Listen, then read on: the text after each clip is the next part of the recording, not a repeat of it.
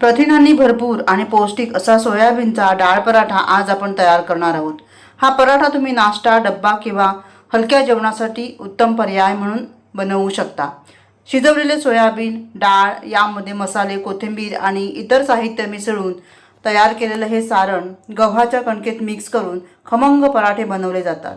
हे पराठे चविष्ट, मऊ आणि आरोग्यदायी असून दही किंवा लोणच्यासोबत तुम्ही मस्त असं त्याचा आस्वाद घेऊ शकता। ही सोपी आणि झटपट रेसिपी नक्की करून पहा। चला तर मग रेसिपीला सुरुवात करूया।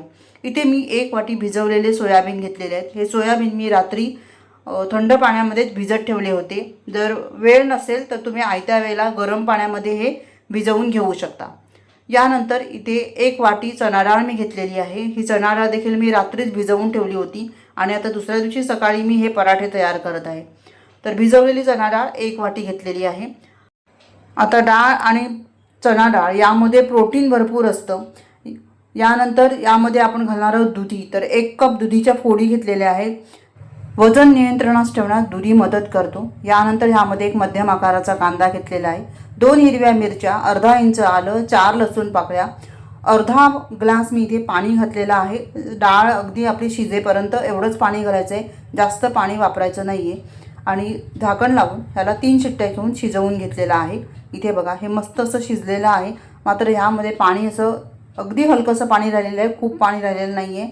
असंच आपल्याला हे शिजवून घ्यायचं आहे, जास्त पाणी ह्याच्यामध्ये राहता कामा नये।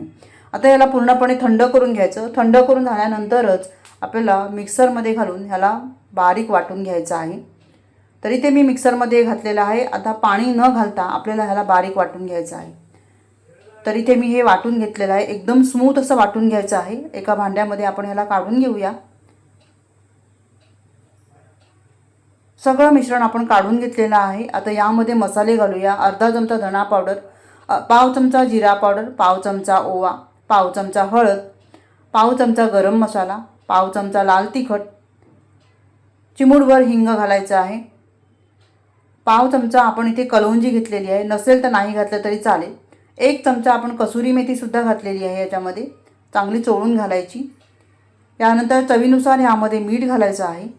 भरपूर अशी बारीक चिरलेली कोथिंबीर घालायची आणि लागेल इतकं गव्हाचं पीठ ह्यामध्ये आपल्याला वापरायचं आहे। सध्या मी 1 कप गव्हाचं पीठ घेतलेलं आहे, बाकीचं पीठ मी नंतर वापरणार आहे। 1 चमचा साजूक तूप घालायचं आहे आणि हे सगळं व्यवस्थित मिक्स करून घ्यायचं आहे। आता गव्हाचं पीठ आपल्याला लागेल तसंच इथे वापरायचं आहे। गव्हाचं पीठ किती लागणार आहे हे डिस्क्रिप्शन बॉक्समध्ये मी लिहिलेलं आहे, तर तुम्ही तिथे जाऊन चेक करा।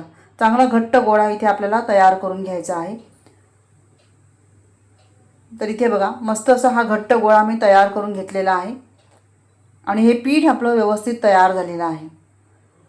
आता ह्याच्यातला 1 गोळा आपण काढून घेऊया आणि ह्याचे आपण पराठे तयार करून घेणार आहोत एक एक करून।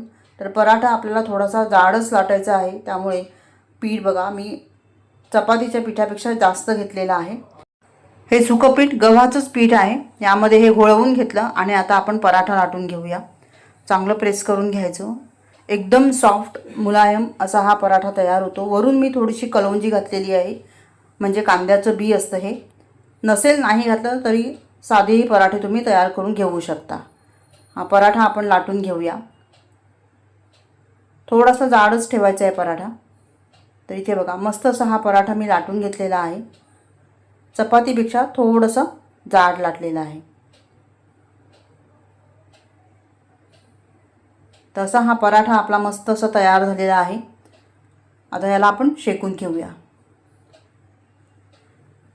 शेकण्यासाठी इथे मी लोखंडी तवा घेतलेला आहे, चांगला गरम करून घ्यायचा आणि यावर हा पराठा घालायचा।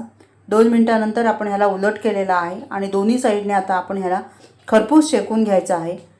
आता शेकताना ह्याला वरून तूप किंवा तेल लावायचं नाही आहे, तर पूर्णपणे अगोदर शेकून घ्यायचा आहे पराठा, नंतरच आपण ह्याला तूप लावायचं आहे आणि शक्यतो तुपाचा वापर करा। इथे हा पराठा बघा दोन्ही साईडने मस्त असा सोनेरी रंग येईपर्यंत आपण शेकून घेतलेला आहे। चांगलं क्रिस्पी तयार करून घ्यायचं। पराठा बघा किती सुंदर दिसतोय आणि मस्त असा तयार झालेला आहे। आता हा दोन्ही साईडने शेकून झालेला आहे, वरून मी तूप घालते आणि मस्त असा हा पौष्टिक पराठा आपला तयार झालेला आहे. सकाळच्या नाश्त्यासाठी तयार करू शकता, टिफिनसाठी बनवू शकता मुलांच्या, किंवा लंच बॉक्ससाठी बनवू शकता, किंवा मग जेवणासाठी सुद्धा तुम्ही तयार करून घेऊ शकता. इथे बघा मस्त असा हा पराठा तयार झालेला आहे. याच पद्धतीने मी बाकीचे सगळे पराठे तयार करून घेणार आहे. पराठा नेहमी अगोदर शेकून घ्यायचा कोरडाच, नंतरच त्याला तूप लावायचं, म्हणजे मग छान व्यवस्थित असे पराठे तयार होतात. मस्त असा खुसखुशीत पराठा तयार झालेला आहे. हा पराठा तुम्ही दही, चटणी किंवा लोणच्यासोबत मस्त असं सर्व करू शकता. मात्र दह्यासोबत खूपच टेस्टी लागतो. इथे आपले हे पराठे काही तयार करून झालेले आहेत आणि यावर मी आता बटर घालते आहे. एकदा असा पराठा तुम्ही नक्की ट्राय करून बघा. पौष्टिक आहे, प्रोटीनयुक्त आहे आणि सगळ्यांना आवडेल असा हा पराठा आहे. पराठा बघा किती मस्त तयार झालेला आहे. एकदम बघून तोंडाला पाणी सुटलं आहे, इतका मस्त हा पराठा तयार होतो. एकदा माझ्या या पद्धतीने नक्की पराठा तयार करून बघा. व्हिडिओ पाहिल्याबद्दल तुम्हा सर्वांचे खूप खूप आभारी आहे. पुन्हा भेटूया अशाच एका छान नवीन रेसिपीसह.